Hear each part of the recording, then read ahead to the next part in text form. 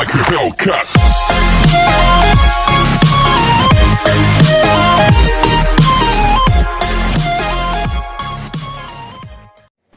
নমস্কাৰ বন্ধুসকল, আজি আমি বনাই দেখাম আপোনালোকক মই চিকেন চিলি কেনেকৈ বনায় বলক। তেনেহ'লে এই জুইকুৰা জ্বলাই লৈছোঁ।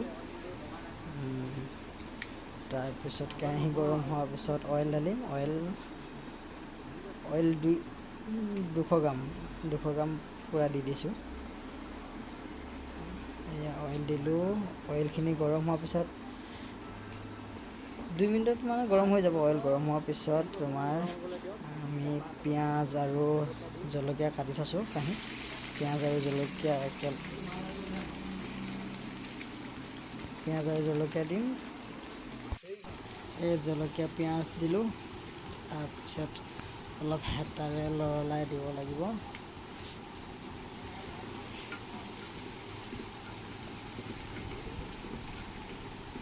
অলপ লৰাই দিব লাগিব।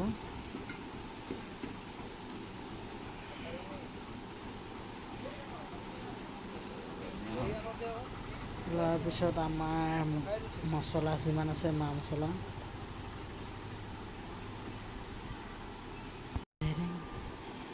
মছলা হালধি পাউডাৰ, তাৰপিছত আমি দি ল'ম অলপ চিকেন মছলা। তাৰপিছত ল'ম আমি আৰু আছে মছলা, ধনিয়া পাউডাৰ, চিকেন মছলা আৰু ধনিয়া পাউডাৰ দিয়া হ'ল। অলপ ৰেড চিলি দিয়া হ'ব, জলকীয়া গুড়ি হয়। ৰেড চিলি অলপ সৰহকৈ দিব লাগিব, যিহেতু চিকেন চিলি হয়। মইতো গোটেইটোৱে ইউজ কৰোঁ বুলিয়ে ভাবোঁ। তাৰপিছত অলপ লৰালোঁ।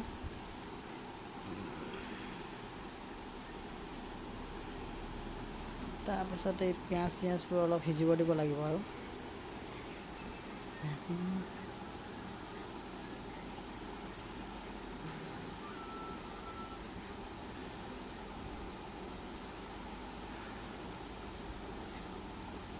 তাৰপিছত আমি দিলোঁ চিকেন দি লৰাই দিব লাগিব।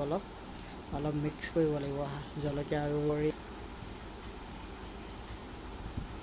অলপ